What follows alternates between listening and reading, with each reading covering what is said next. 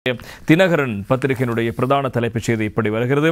வங்கக்கடல் காற்றழுத்தம் புயலாக மாறலாம் என எச்சரிக்கை. மூவர் பலி. 2052 குடும்பங்களைச் சேர்ந்த 8346 பேர் பாதிப்பு. நிவாரணம் வழங்கும் செயற்பாடுகள் தயார் நிலையில். சுகாதார மற்றும் ஊடகத்துறை அமைச்சர் நலிந்த ஜெயதிச என்பதாக இன்றைய தினகரன் பத்திரிகையினுடைய பிரதானமான தலைப்புச் செய்தியாக இடம்பெடுத்திருப்பது நாங்கள் காணக்கூடியதாக இருக்கிறது. அதேபோல் இன்று தினம் டெய்லி மிரர் பத்திரிகையினுடைய பிரதான தலைப்புச் செய்தியும் இவ்வாறு அமைகிறது. Weather strikes flood threat looms என்பதாக அந்த செய்திக்கு தலைப்பெற்றுவது நாங்கள் காணக்கூடியதாக இருக்கிறது. எனவே இந்த கனமழை காரணமாக நாட்டின் பல பகுதிகளிலும் வெள்ள அபாயம் ஏற்பட்டிருக்கிறது என்பதும் அந்த செய்தியாக இடம்பெடுத்திருப்பது நாங்கள் காணக்கூடியதாக இருக்கிறது. இன்றைய திவைன பத்திரிகையிலும் தொடர்பான செய்திகள். மகாவெசி தவதின துணாக் மரண துணாக் නිවාස 111ක් හානි වෙලා දිස්ත්‍රික්ක 6ක පවුල් 2252ක් பீடாவட்ட என்பதாக இன்றைய தினம் திவைன பத்திரிகையிலும் தொடர்பான செய்தி. இந்த சீரற்ற வானிலையோடு தொடர்புடைய செய்திகளாக இருப்பது நாங்கள் காணலாம். அதே போல் இன்றைய லங்காதி பத்திரிகையிலும் மகாவெஸ்ஸே மரண துணாய் பவுல் 2252ක් பீடாவட்ட மகாவய தெதிரோயா பிட்டார கலන්න ஒன்னம் என்ன என்பதாக அந்த செய்திக்கு தலைப்பெற்றது காணலாம். மகாவயா மற்றும் தெதிரோயா ஆகிய ஆறுகள் இது கரை கடந்து ஓடுவதற்கான அண்மித்த மட்டத்தில் இப்போது நீர்மட்டம் இருப்பதாக இன்றைய லங்காதி பத்திரிகை தொடர்பான செய்தியை பிரதான தலைப்புச் செய்தியாக வழங்கியிருப்பதை நாங்கள் காணக்கூடியதாக இருக்கிறது. சீரற்ற காலநிலை இன்றும் தொடரும். 747 பேர் பாதிப்பு. 150 வீடுகளுக்கு பகுதி அளவில் சேதம் என்பதாக அமைச்சர் அவர்கள் தெரிவித்த கருத்துக்களும் பிரதானமான செய்திகளாக இருப்பது நாங்கள் காணலாம். வங்காள விரிகுடாவில் அந்தமான் தீவுகள் பகுதியில் ஏற்பட்டுள்ள கடல் கொந்தளிப்பு சில தினங்களில் குறைந்த காற்றழுத்த தாழ்வு மண்டலமாக உருவாகக்கூடும் என வளிமண்டல திணைக்களம் தெரிவித்திருக்கிறது. அதனால் காலநிலையில் ஏற்படவுள்ள மாற்றங்கள் குறித்து அடிக்கடி மக்களுக்கு அறிவுறுத்தப்பட உள்ளதாக வளிமண்டல திணைக்கள பணிப்பாளர் நாயகம் அதுல கருணாநாயக்க தெரிவித்திருக்கின்றார். நாட்டில் கடந்த சில தினங்களாக நிலவும் சீரற்ற காலநிலையால் 2052 குடும்பங்களைச் சேர்ந்த 8346 பேர் பாதிக்கப்பட்டிருப்பதாகவும் மூவர் உயிரிழந்திருப்பதாகவும் தேசிய அனர்த்த முகாமைத்துவ மத்திய நிலையம் நேற்று மாலை தெரிவித்திருக்கிறது.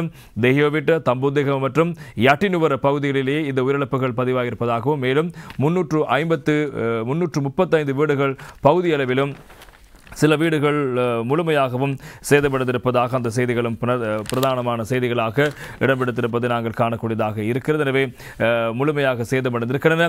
கேகாலை மாவட்டத்தில் அதிகளவான வீடுகள் பாதிக்கப்பட்டுள்ளமை குறிப்பிடத்தக்கது. கடுங்காற்றின் காரணமாக மரங்கள் முறிந்து வீடுகளில் விழுந்ததில் பல வீடுகளுக்கு பலத்த சேதங்கள் ஏற்பட்டிருக்கின்றன. இன்னும் சில இடங்களில் ஏற்பட்ட மண் சரிவுகளால் ரயில் போக்குவரத்துகளும் பாதிக்கப்பட்டிருக்கின்றன. எனவே அணைக்கட்டுகளின் வான்கதவுகள் திறக்கப்பட்டுள்ளதனால் தாழ்நில பகுதிகள் வாழும் மக்களை அவதானமாக செயல்படுமாறு உத்தரவிடப்படுகிறது. இடி மற்றும் மின்னல் தாக்கங்களில் ஏற்படும் பாதிப்புகளை குறைத்துக் கொள்வதற்கு வெளியிடங்களில் நடமாடுவதை தவிர்க்குமாறும் மக்கள் அறிவுறுத்தப்பட்டிருக்கிறார்கள். நாட்டை சுற்றியுள்ள ஆழமான மற்றும் ஆழமற்ற கடல்களில் மீன்பிடிப்போரும் மற்றும் கடல் சமூகத்தினரும் இது குறித்து கவனம் செலுத்துமாறு அறிவுறுத்தப்படுகிறார்கள்.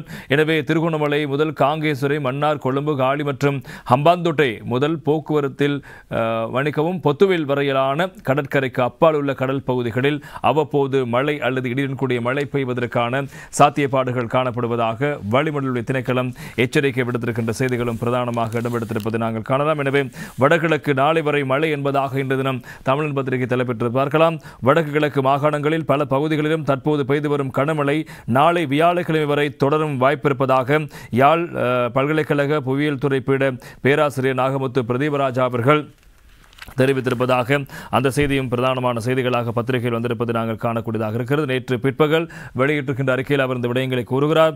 குறிப்பாக வங்காள விரிகுடாவில் கடந்த திங்கட்கிழமை தினம் உருவான தாளமுக்கம் வடக்கு மற்றும் வடமேற்கு திசையில் நகர்ந்து வருகிறது. எனவே இந்த தாளமுக்கம் நேற்று செவ்வாய்க்கிழமை மாலை அல்லது இன்று புதன்கிழமை அதிகாலை வடக்கு மாகாணத்துக்கு மிக அருகாக நிலை கொள்ளும் என எதிர்பார்க்கப்பட்டது. இதன் காரணமாக தற்போது வடக்கு மற்றும் கிழக்கு மாகாணங்களில் பல பகுதிகளுக்கும் கிடைத்து வரும் கனமழை நாளை வரை தொடரும் வாய்ப்பு இருக்கிறது.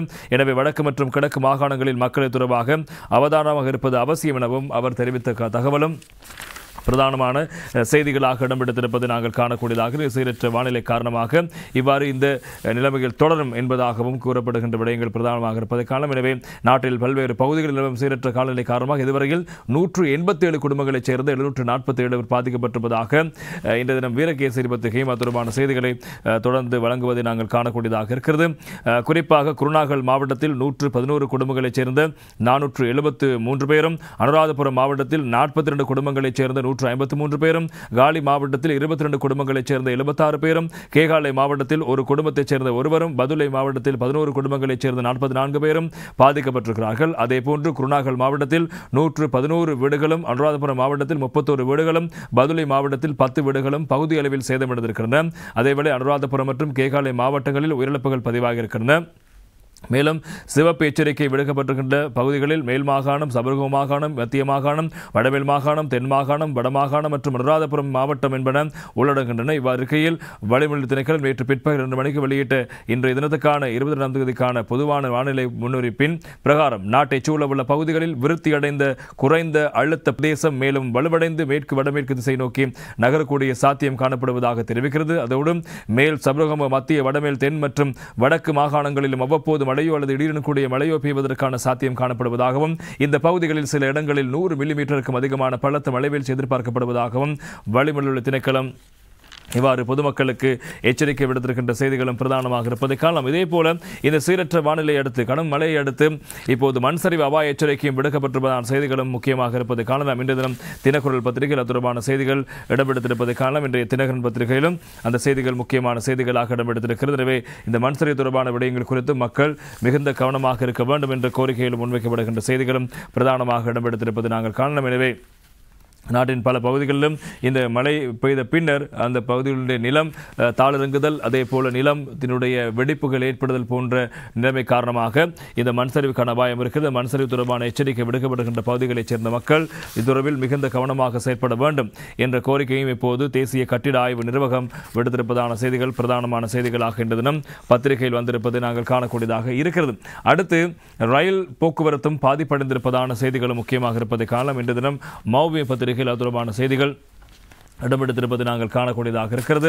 எனவே அந்த அடிப்படையில் இன்றைய தினம் உடரட்ட தும்ரிய அதாத் நே என்பதாக அந்த செய்திக்கு தலைப்பெற்றிருப்பது நாங்கள் காணக்கூடியதாக இருக்கிறது. எனவே இந்த விடயங்கள் குறித்து மக்கள் மிகுந்த கவனமாக செயற்படுங்கள். இன்றைய தினமும் மலைநாட்டு ரயில் சேவை இடம்பெறாது என்பதாக சொல்லப்படுகிறது. அதே போல இன்றைய தினக்குரல் பத்திரிகையில் மலையகத்திற்கான 40 ரயில் சேவைகள் ரத்து என்பதாக அந்த செய்திக்கு தலைப்பிடப்படுகிறது. மலையகத்தில் நிலவும் சீரற்ற காலநிலை காரணமாக மண்சரிவு, வெள்ளப்பெருக்கு மற்றும் ரயில் தடம் புரள்வு காரணமாக நேற்று செவ்வாய்க்கிழமை கொழும்பு கோட்டையில் திட்டமிடப்பட்டிருந்த 42 ரயில் சேவைகள் இடம்பெறவில்லை என்பதாக அந்த செய்திக்கு தலைவரப்பட்டிருப்பது நாங்கள் காணக்கூடியதாக இருக்கிறது. எனவே கண்டி, மாத்தளை மற்றும் பிராந்திய ரயில் சேவை உட்பட 22 பயணிகள் ரயில் சேவைகள் ரத்து செய்யப்பட்டிருப்பதாக அறிவிக்கப்பட்டிருக்கிறது.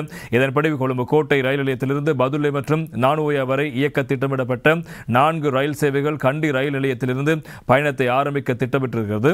எனவே இந்த சேவைகள் திட்டமிட்ட நேரத்தில் கண்டி ரயில் நிலையத்திலிருந்து பதுளைக்கு இயக்க திட்டமிடப்பட்டிருப்பதாக கூறப்படுகிறது. மேலும் நானுயா மற்றும் பதுளையிலிருந்து கொழும்பு கோட்டை வரை இயக்கப்படும் 4 ரயில் சேவைகள் பேராதனை மற்றும் கண்டி வரை பயணிக்கவிருக்கின்றன. மலையக ரயில் பாதையில் ரயில் ஒன்று தடம் புரண்டதில் கடந்த 3 நாட்களில் மாத்திரம் 42 ரயில் சேவைகள் ரத்து செய்யப்பட்டிருப்பதாக தெரிவிக்கப்படுகிறது. எனவே இவ்வாறு இருக்க இன்றைய தினமும் இந்த மலையகத்திற்கான ரயில் சேவைகள் பாதிப்படைந்திருப்பதாகவும் இன்றைய மௌவிய பத்திரிகை அதற்கான தலைப்பை ஏற்றிருப்பதை நாங்கள் காணக்கூடியதாக இருக்கிறது.